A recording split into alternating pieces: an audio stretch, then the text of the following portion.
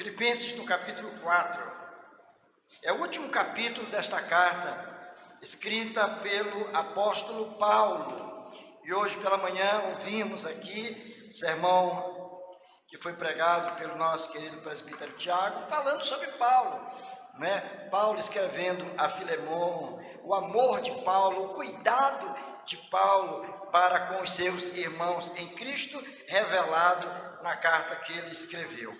E aqui nós vamos ver a parte final desta carta, escrita pelo apóstolo Paulo, naquela parte final, a partir do verso 10, onde ele vai apresentar aqui, vai fazer a sua gratidão para com os irmãos que se congregavam na igreja que estava plantada na cidade de Filipos, Então vamos ler capítulo 4, a partir do verso 10, nós leremos até o verso 20.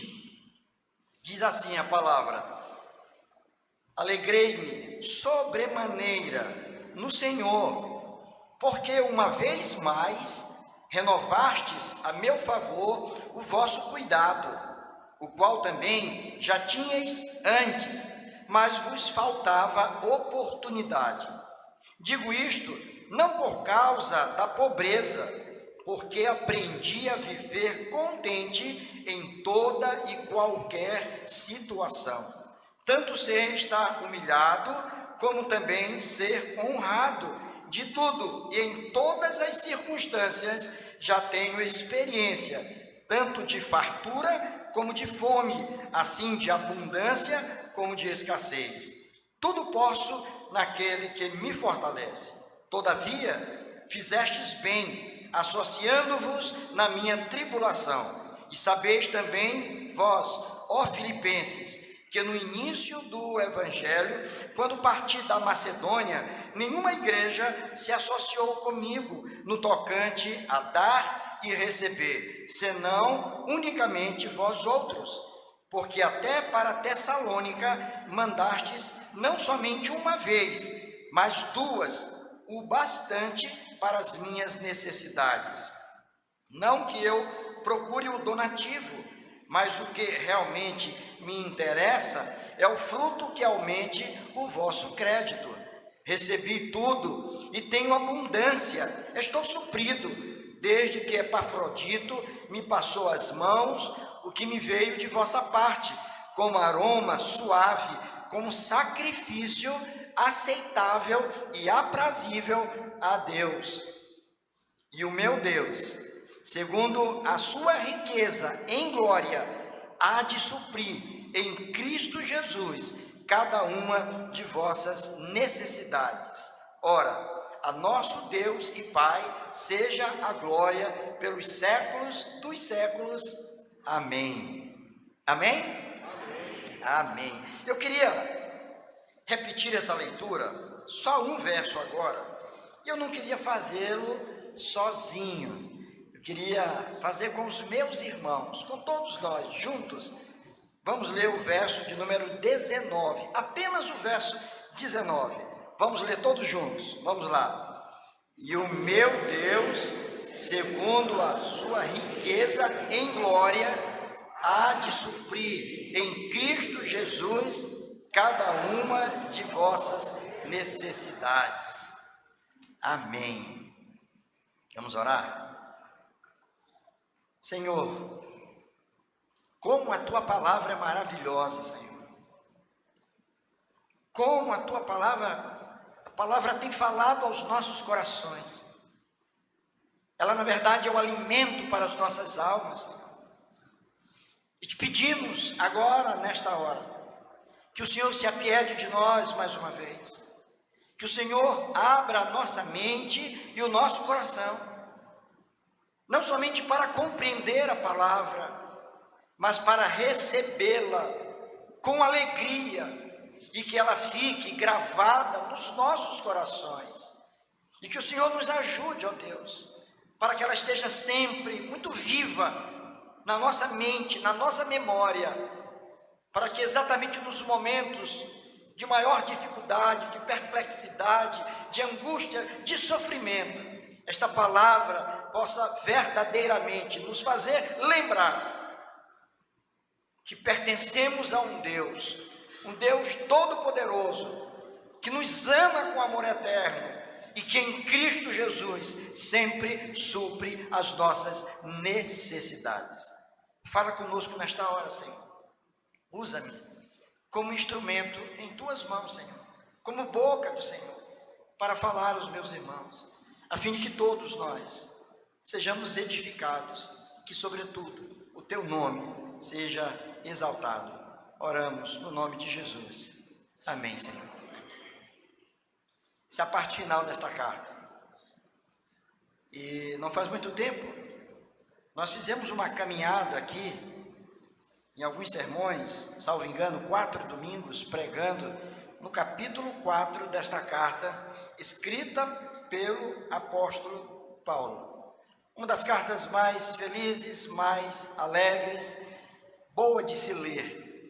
Porque é uma carta que Paulo escreve, estando ele preso, não porque tivera cometido algum crime, os irmãos sabem perfeitamente disso, mas por causa do seu compromisso com a verdade, por causa da sua ousadia em ser testemunha do Senhor Jesus, em pregar o evangelho do Senhor, e por conta disso ele estava preso. E ali ele escreve uma carta aos seus irmãos que estavam na cidade de Filipos. Ali havia uma igreja, ali haviam irmãos nossos na fé, que serviam ao Senhor, que prestavam culto ao Senhor, que oravam ao Senhor, que dependiam do Senhor. E Paulo escreve esta carta, pelo menos por 2 motivos.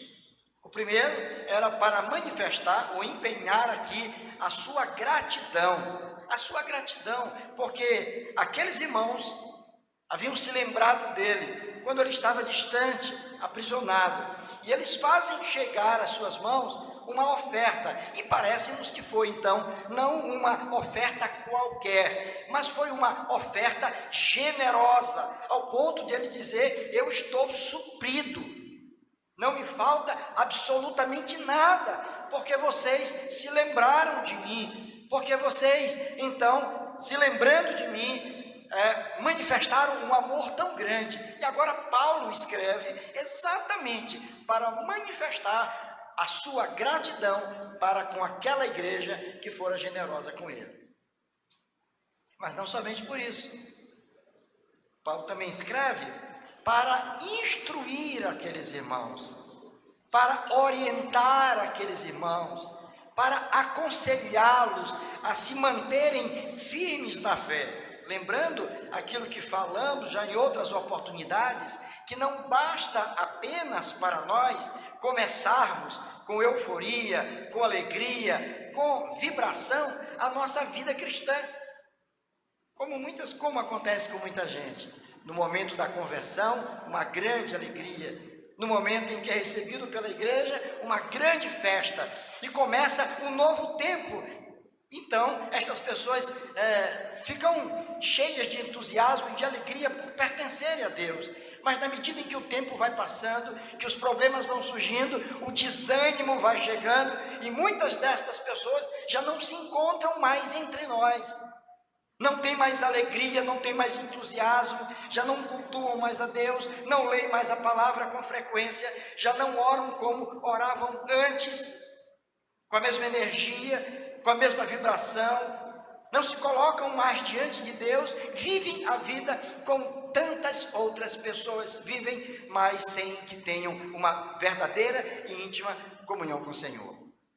Então Paulo escreve a esses irmãos, porque o desejo do coração de Paulo, meus irmãos, é que aqueles seus irmãos na fé, aqueles membros daquela igreja, se mantivessem firmes no Senhor, porque somente estando firmes no Senhor, eles poderiam desfrutar daquilo que Deus reserva ainda para todos aqueles que o amam.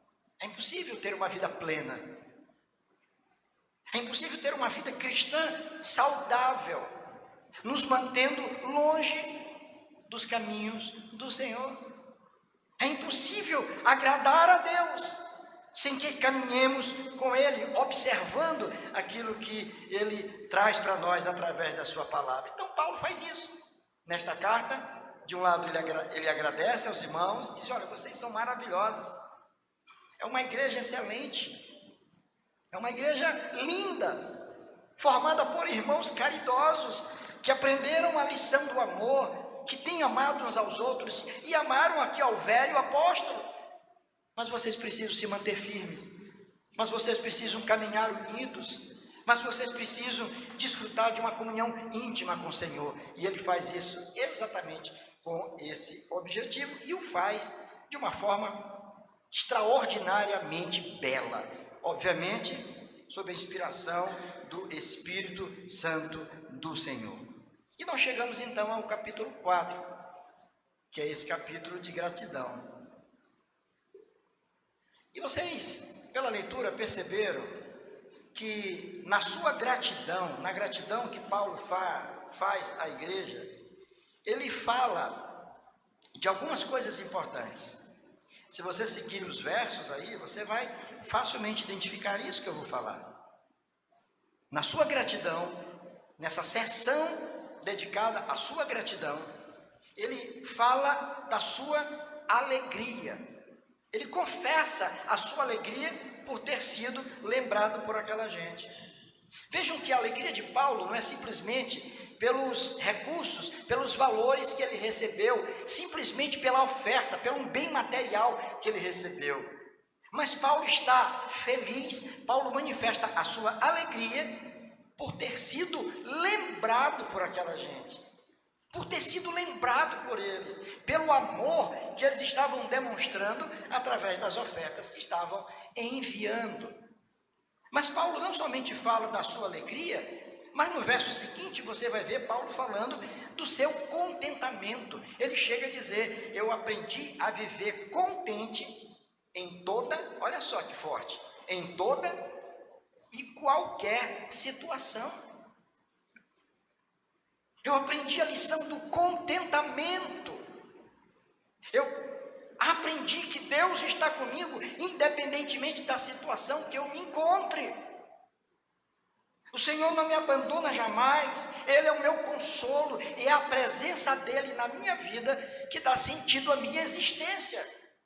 Não são os meus bens, não são os momentos festivos em que eu tenho, de grandes comemorações e celebrações, mas é a presença do Altíssimo na minha vida que traz sentido à minha existência.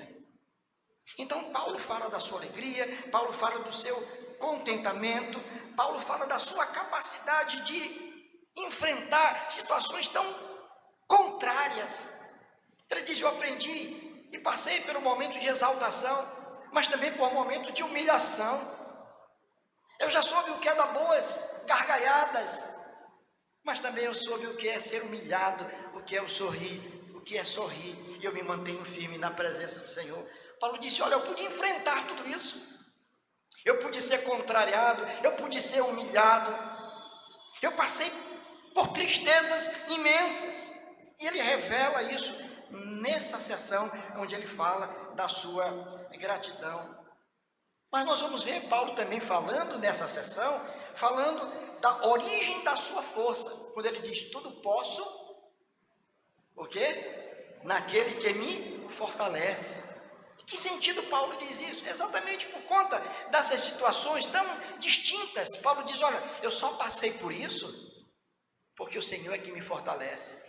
A força que eu tenho, ela não é minha, ela não nasceu comigo, ela não é fruto do meu conhecimento, da minha condição social, não, ela é fruto da presença do Senhor. É Ele que me fortalece, Ele que me dá a energia, a garra, a vontade de permanecer vivo, de lutar dia adiante, mesmo contra impossibilidades.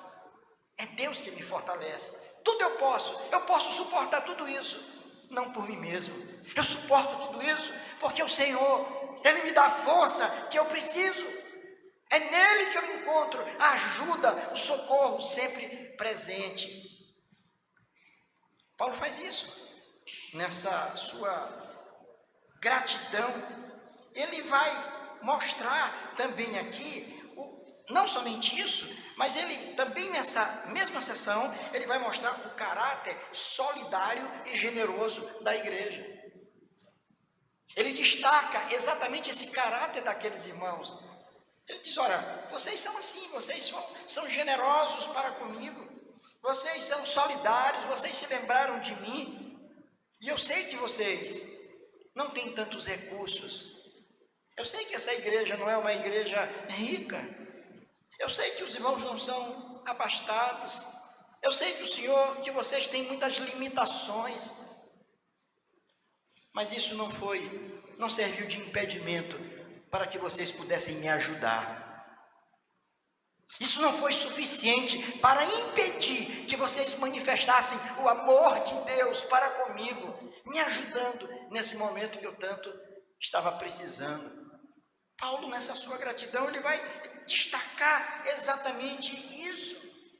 Ele vai mostrar também algo muito interessante aqui, que aquelas ofertas que foram mandadas para ele, elas tiveram um valor tão significativo, mas tão significativo, que ele vai dizer que elas foram aprazíveis e agradáveis a Deus. Ele chega a fazer uma espécie de uma comparação com aquelas ofertas que eram apresentadas lá no Antigo Testamento, quando animais eram sacrificados e eles eram colocados ali diante dos sacerdotes, colocava no altar, e aquela carne queimava, e aquele aroma da gordura subia as narinas do Senhor. Era um sacrifício agradável a Deus. Aquilo que era feito pelos sacerdotes tinha um valor eterno, porque aquelas ofertas e aqueles sacrifícios satisfaziam a Deus, era algo aprazível a Deus, desde que feito segundo a orientação divina. E o que Paulo está dizendo aqui é algo semelhante. O que vocês estão fazendo é algo tão maravilhoso, é algo tão significativo, que traz alegria não só para o meu coração, mas isso alegra o coração do Senhor. Isso é aprazível a Deus, é agradável a Deus, e Deus está satisfeito com isso que está acontecendo. Paulo mostra essa realidade para aqueles seus irmãos na fé.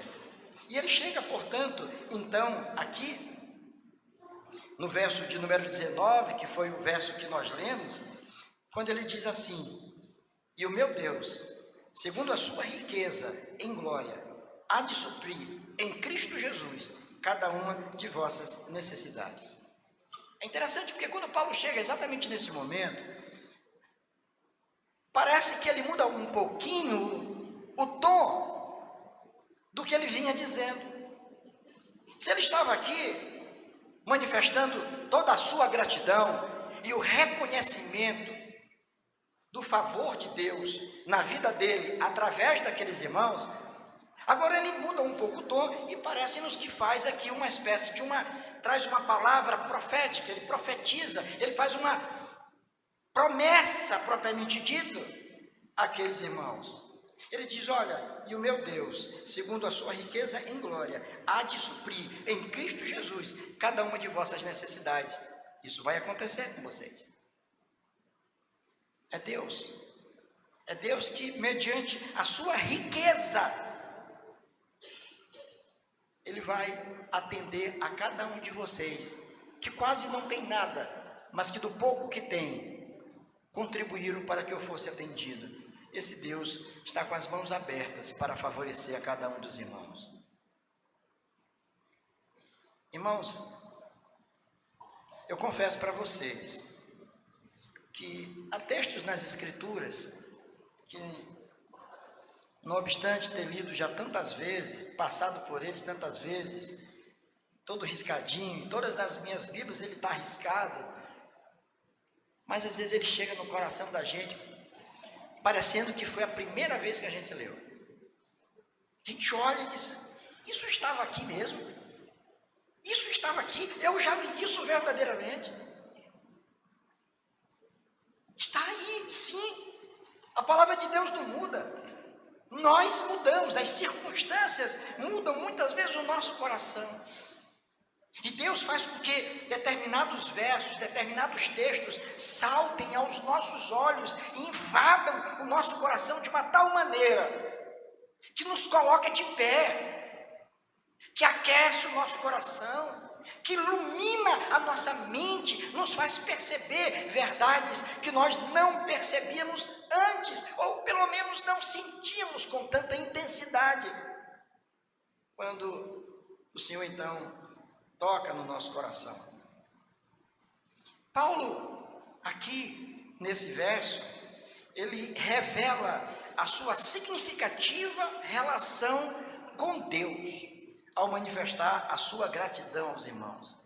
Nesse texto particularmente, e foi o texto que chamou minha atenção, é sobre isso que eu quero falar com os irmãos, estou falando, é que Paulo revela a sua significativa relação com Deus. E observando para cá, a gente vai ver que essa relação, ela é uma relação, em primeiro lugar, nós a chamaríamos de uma relação de pertença. Relação de pertença. E a gente precisa ter muito cuidado quando lê isso aqui, para que possamos ter uma compreensão verdadeira do que Paulo quis dizer. Veja o que Paulo, nesse verso, diz: e o meu Deus, olha o pronome possessivo, e o meu Deus. E a gente pode então pensar que Paulo era o possuidor de Deus, que Paulo é aquele que tinha o domínio sobre Deus, uma vez que Deus pertencia a ele. É o meu Deus, ele é o meu Deus. É isso que muita gente tem feito hoje, especialmente aqueles chamados teólogos da prosperidade, aqueles que têm ensinado muita gente a, quando orar, determinar alguma coisa. Eu determino em nome de Jesus, eu estendo a mão e eu determino, e ai do Senhor se não obedecer aquele lá, que às vezes ele é tão poderoso, que ai do Senhor se naquele momento não, de fato, fizer como ele está falando. Eu determino a cura agora, eu determino a libertação agora, eu determino a prosperidade na tua vida agora, e tem que ser agora. São pessoas que entendem que são possuidoras de Deus. Eles acabam sendo os senhores e Deus passa a ser o servo, aqueles que está a serviço. Mas a ideia aqui, quando Paulo diz o meu Deus, não é que ele é dono de Deus. E a gente pode entender isso melhor quando a gente lê, por exemplo, Atos 27 e 23, naquela situação do naufrágio, Paulo se referindo à relação dele com Deus. Você pode entender isso quando lê Romanos, capítulo 1, verso 9. E quando você lê também, lá em 2 Timóteo, no capítulo 1, no verso 3, pelo menos 3 textos aí, onde Paulo claramente diz: o Deus a quem eu sirvo. E exatamente essa é a ideia que Paulo quer mostrar aqui àqueles irmãos. Não é que ele era dono de Deus, mas muito pelo contrário, Deus era o dono dele. Ele era servo do Senhor. E a ideia aqui é a mesma que está lá em Romanos. O Deus a quem eu sirvo, eu sou servo do Deus Altíssimo. Ele manda, eu obedeço. Ele determina e eu me submeto. Não tenho direito de questionar as ordenanças divinas, os preceitos divinos, mas não, eu sou um servo. E um servo serve, tão simples assim, né? Servo serve. Alguém já disse que servo que não serve, não serve. Servo que não serve, não serve. E Paulo era um servo que tinha prazer em poder se apresentar como alguém que pertencia ao Senhor. Eu tenho um dono, eu tenho um o Senhor, Ele habita no meu coração, Ele rege a minha vida, Ele dirige os meus passos, Ele controla a minha mente. Esse é o Deus a quem eu sirvo. E essa é a ideia do apóstolo aqui. Estão compreendendo? Paulo não era o Senhor. E ele não se apresenta aqui em momento algum como o Senhor. Quando ele diz, e o meu Deus, a ideia é o Deus a quem eu sirvo. Ele é o meu Senhor. Eu pertenço a Ele. Essa é a ideia. E Paulo revela então essa relação de pertença. Ele pertence ao Senhor. Mas nós vamos ver que aqui também, Paulo não só nessa relação com o Senhor, ele mostra que há uma relação de pertença, mas uma relação também que envolve muita consciência. Consciência. Ele sabia exatamente a quem ele estava se referindo. Por isso ele diz aqui, olha, e o meu Deus, segundo a sua riqueza e em glória. Riqueza em glória. Esta expressão, ela é altamente significativa. Porque Paulo, com isso, está mostrando para os seus irmãos em Cristo que o Deus é dono de todas as possibilidades. Ele apresenta um Deus rico em glória. Um Deus que é Senhor absolutamente de tudo, que nada, absolutamente nada, é impossível para Ele. Às vezes nós compreendemos essas verdades. A nossa dificuldade, tantas vezes, é aplicá-la nas nossas vidas. Porque há situações, problemas pelas quais nós passamos, há situações que nós enfrentamos na vida, situações aflitivas, que nos faz acreditar que ela é tão séria, mas tão séria, que nem Deus pode resolver. E por isso mesmo nós muitas vezes nos abatemos, e por isso mesmo nós nos entregamos a uma tristeza profunda do coração, porque perdemos a noção de que o nosso Deus é rico em glória, de que Deus é possuidor do ouro e da prata, de todos os recursos existentes na natureza. E que Deus está disposto a utilizar tudo isso em favor dos seus filhos, em favor do seu povo, em favor da sua igreja. Porque Ele é assim. Porque o nosso Deus é assim. É um Deus misericordioso, é um Deus generoso. Isso faz parte do caráter de Deus. Ele é assim. A Bíblia diz que Deus é amor. E a maior demonstração do amor de Deus foi o fato de Cristo Jesus, seu unigênito, ter morrido na cruz do Calvário. O justo morrendo pelos injustos. O santo morrendo pelos pecadores. O puro dando a sua vida pelos impuros. Morrendo em favor daqueles que o desprezaram. É um Deus que é rico em perdão. É um Deus que é rico em misericórdia. É um Deus que é rico em favor, em ajudar, em colocar de pé o aflito, em curar o enfermo. É um Deus assim. E é isso que Paulo está dizendo. Esse Deus a quem eu sirvo, eu sei quem Ele é. Ele já havia dito isso. Lá em 2 Timóteo, no capítulo 1, verso 2, ele vai dizer, eu sei em quem tenho crido. Não é isso? Ou estou errado? Não foi exatamente isso que ele disse? Eu sei, eu estou consciente. Eu não estou aqui, eu não estou me congregando porque eu estou animado, eu estou, levado pelas emoções, não. A minha cabeça está funcionando perfeitamente. Eu sei quem é esse Deus diante do qual eu me prostro. Eu sei quem é esse Deus que está conosco aqui no culto. Eu sei diante de quem eu estou me prostrando. Eu sei em quem tenho crido e sei que Ele é poderoso para guardar o meu depósito até o dia final. É o Deus que vai estar comigo, preservando, me sustentando, me guardando. Ainda que eu ande pelo vale da sombra da morte, eu não temerei, porque Ele estará comigo, Ele vai me conduzir. Ele não está dizendo que eu não vou passar por problemas, Ele não vai dizer que eu não passarei por alguma necessidade. Por tudo isso eu posso passar, mas eu creio que o meu Deus é poderoso para suprir em Cristo Jesus as minhas necessidades. E muitas vezes a falta de uma delas tem um caráter pedagógico na nossa vida. Deus está nos ensinando a depender dEle. Está nos ensinando uma outra coisa também, irmãos.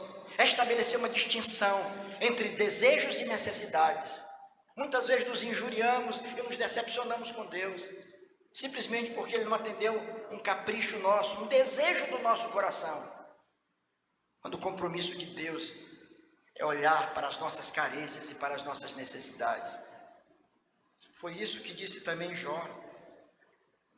Lá no capítulo 19, verso 25, está o registro quando Jó, diante daquela situação tão difícil que Jó passou, ele chega e diz: eu sei que o meu, o quê? Quem lembra? Como é que é? Eu não ouvi. Eu sei que o meu Redentor vive e por fim se levantará. Eu sei. Olha a razão funcionando. Eu sei. Eu conheço a Ele. É o meu Redentor. Eu sei que Ele vive, Ele não está morto. Eu posso estar passando por essa situação que eu não estou entendendo por que tudo isso está acontecendo, mas eu sei que o meu Redentor vive. Eu sei que Ele é real e por fim Ele vai se levantar. A história de Jó não tinha mudado ainda. Ele estava vivendo em meio a toda aquela tragédia, mas ali ele revela a sua fé e a sua relação com o Senhor. Eu sei. Eu posso não saber o porquê tudo isso está acontecendo. Eu posso não entender por que eu estou passando por essa situação. Eu posso não entender por que esse problema está me atormentando. Mas uma coisa eu sei, que o meu Redentor vive. E por fim Ele vai se levantar. Vai se levantar em meu favor, porque Ele me ama. A certeza que Ele tinha. Então Paulo, aqui, nesse momento, nessa sessão da sua gratidão, nesse verso aqui apenas, ele fala da sua relação com Deus. Uma relação que em primeiro momento era uma relação de pertença, porque ele vai dizer aqui que ele servia ao Senhor, é o Deus a quem sirvo, meu Deus é no sentido Deus a quem eu sirvo. Ele mostra que é uma relação de consciência, eu mantenho uma relação com Ele, mas eu sei quem Ele é. Eu sei quem Ele é. A minha relação com o Senhor é de intimidade. Eu o conheço, eu sei quem Ele é e Ele me conhece também. Mas por fim, nós vamos ver que essa relação não somente era de pertença, não somente envolvia consciência, mas era uma relação de confiança. É uma relação de confiança. Por quê? Olhe para o texto novamente. E o meu Deus, segundo a sua riqueza em glória, do verbo haver, não é? Há de suprir em Cristo Jesus cada uma de vossas necessidades. Quer dizer, ele tinha uma confiança muito grande em Deus, de que as necessidades daqueles que o ajudaram, que supriram a sua necessidade, de que esse Deus iria suprir todas as suas necessidades, todas. E aqui, irmãos, quando a gente fala de necessidade, nós não estamos falando apenas numa perspectiva material. Não porque desprezemos isso de forma nenhuma. Todos nós a temos de alguma forma. Mas não estamos falando simplesmente de uma necessidade material. Porque muitas vezes o que você está precisando não é de que alguém faça um pix para você, não. Você está precisando tão somente que alguém lhe dê um abraço. Você está precisando ser acolhido. Você está precisando ser respeitado. Você está precisando ser amado, ser percebido, ser qualificado, como o pessoal da análise transacional fala. Ser qualificado é um toquezinho no ombro, é um aceno com a mão, é um gesto simples. Eu te percebi, eu te vi. Isso é importante para mim. E muitas vezes o que nós precisamos é isso. Muitas vezes a nossa conta bancária não tem problema não, você está com as suas contas todas pagas, ainda sobrou alguma coisinha lá que ainda dá para você brincar, pensar em alguma coisa. Você está tranquilo, você não está precisando propriamente disso, você está precisando de outras coisas, você está precisando de carinho, você está precisando de atenção. Muitos problemas conjugais surgem assim, porque já disse uma poetisa popular, a cantora, que diz assim, que não é só casa e comida que faz a mulher feliz, né? Já viram? Uma musiquinha aí, de uma tal de Núbia Lafayette. Não é só casa e comida que faz a mulher feliz. Ela precisa de atenção, ela precisa de carinho. Às vezes a maior necessidade dela não é de uma geladeira nova, não é de um carro novo, de uma casa nova, de uma reforma no seu apartamento, mas é de um marido que a ame, que a respeite. Ela tem necessidade de ser amada verdadeiramente. É uma necessidade. Todos nós temos necessidades. Qual é, meu irmão? Qual é, minha irmã? A tua necessidade. Qual é a tua maior necessidade? Para pensar agora. Qual é a tua maior necessidade? É bem verdade que o Senhor já satisfez a maior necessidade que nós temos, que é a necessidade de salvação. Nós a temos em Cristo Jesus. Mas a Bíblia diz que o Senhor derrama bênçãos na vida do seu povo, suprindo em Cristo as nossas necessidades. Por que nós nos congregamos também? Porque nos congregar também há o suprimento de uma necessidade, que é de comunhão com os irmãos, da alegria do reencontro, do abraço, do aperto de mão, daquela conversa amistosa depois de um culto, sair para tomar um lanche, trocar ideias, orar uns pelos outros. Temos vivido isso aqui às quintas-feiras, irmãos. Deus tem nos abençoado. O nosso culto de quinta-feira está ficando cada vez mais bonito. Irmãos, oram uns pelos outros, invoca a bênção de Deus sobre a vida do outro que está com ele. Sabe? Como é maravilhoso. E como é bom ver uma igreja que está preocupada em ser uma bênção nas mãos do Senhor, sabendo que Deus, Ele supre as nossas necessidades e que a nossa relação com Ele é uma relação de confiança, porque nós confiamos que de alguma forma Ele suprirá sim a nossa carência. O salmista diz lá no Salmo 37, no verso 7, ele diz assim, olha, descansa no Senhor e espera nele. Nós somos meio imediatistas, a gente quer a coisa logo, mas o salmista diz assim, olha, descansa, meu irmão, descansa no Senhor e espera nele. Calma, que aquilo que ele prometeu para você, ele não vai dar para ninguém. Então espera um pouco, confia no Senhor. Teu Deus tem um controle, Ele é rico em bênçãos, e Ele derrama bênçãos sobre a vida do seu povo. Nós somos cuidados por um Deus que nos sustenta, que nos protege, que nos guarda, que nos anima, está todo o tempo ao nosso lado. Precisamos confiar verdadeiramente nesse Deus e ao mesmo tempo pedir a Deus que nos use como instrumentos, como resposta dele para satisfazer necessidade de outros. E aí quando você, num abraço, consegue manifestar todo carinho por ver alguém querido, você está simplesmente ali sendo um instrumento nas mãos de Deus, para que alguém diga assim, que bênção, né? Fui lembrado, falaram comigo, olharam para mim, me cumprimentaram, me deram um abraço. Nós temos aqui uma campanha, o nosso irmão Alessandro Alencar, que é o nosso secretário de patrimônio, que trabalha aí coladinho com o nosso irmão Roberto, que é diácono lá na igreja do Cruzeiro do Anil. É um diácono que pega no pé dos outros diáconos mesmo, né, Roberto? E pega com gosto, né? Tem um chicote lá que ele bota nego para trabalhar mesmo. Faz milagres, conseguindo doações, donativos, consultas médicas, cestas básicas. E nós fazemos parte de uma campanha de doações de cestas. Vocês podem olhar lá atrás, tem cesta. E você pode participar disso. Você pode trazer cestas e deixar aqui. Aí você vai dizer, mas eu não tenho tempo no supermercado para comprar e carregar a cesta. Não tem problema, você pode carregar o seu celular, ali no celular você faz um Pix, manda lá para a conta dele o valor da cesta. Se você vai dar uma, vai dar 10, vai dar 20, não tem problema, faça isso.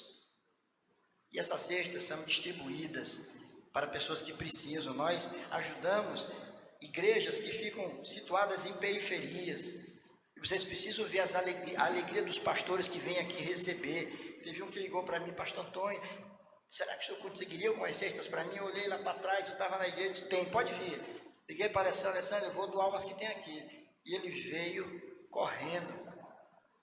Nós temos irmãos da nossa igreja que são carentes. E uma cesta dessa é uma alegria tão grande. E eu fiz isso aqui com dois pedreiros trabalhando, tinha só dois, um rapaz e um outro.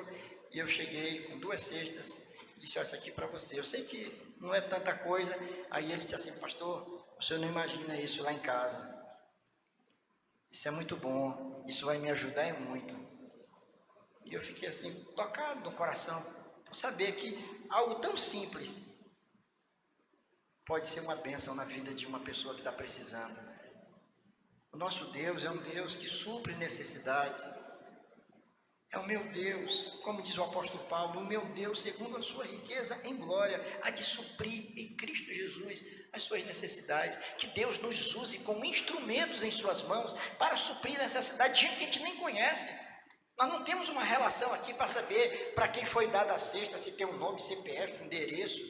Não, a gente confia. São pastores que vão e levam essas cestas para trabalhos evangelísticos e está sendo muito bem recebido. Você pode participar desse projeto. Era a igreja de Filipos, sem tantas condições, mas que estava fazendo uma obra tão maravilhosa. Eu louvo a Deus, irmãos. Eu louvo a Deus pela vida de vocês. Eu louvo a Deus pela vida do conselho que nós temos.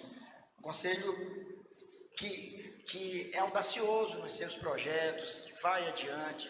Acabamos de concluir uma reforma na mudança do local para a nossa congregação. Ousamos fazer rapidamente, quase 30 mil reais, só para oferecer um espaço melhor para congregar pessoas. De onde vem isso?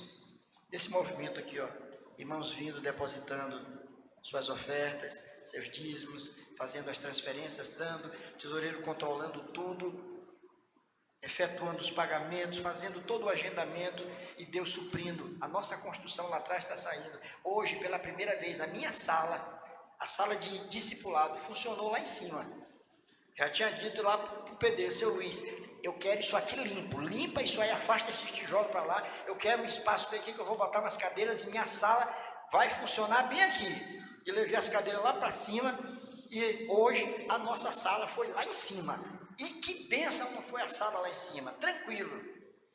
Não ouvi a voz dos professores que estavam do lado ali, que a minha salinha ficava entre duas assim, meu Deus. Outro dia eu estava lá, era Fernando de um lado, Tiago do outro, e os dois empolgados dando aula. Agora lá em cima, ó, que beleza. Sabe o que é isso, irmãos? É Deus operando, é Deus colocando no coração dos irmãos generosidade, solidariedade, é gente investindo no reino de Deus, é gente apostando que vale a pena investir. Aquela igreja investiu no apóstolo Paulo, estava preso, fez chegar para ele a sua oferta, e agora ele diz, olha, e o meu Deus, segundo a sua riqueza em glória, há de suprir em Cristo Jesus cada uma das vossas necessidades. Talvez muita gente aqui se desfez do pouco que tinha, mas creia que Deus vai restituir muitas vezes mais, porque Deus é maravilhoso. Que a gente possa, irmãos, guardar essa palavra no coração, que nós possamos nos lembrar disso, de que nós pertencemos a um Deus que é rico em graça, em misericórdia, em glória, e um Deus que em Cristo Jesus supre todas as nossas necessidades. A minha oração é que nessa noite esta palavra, de alguma forma, tenha chegado ao teu coração e que ele tenha suprido alguma necessidade na tua vida, que Deus te coloque de pé, que faça nascer no teu coração um ânimo novo, uma disposição de servi-lo e de ser bênção em suas mãos. Que Deus, assim, em Cristo Jesus, nos abençoe. Amém.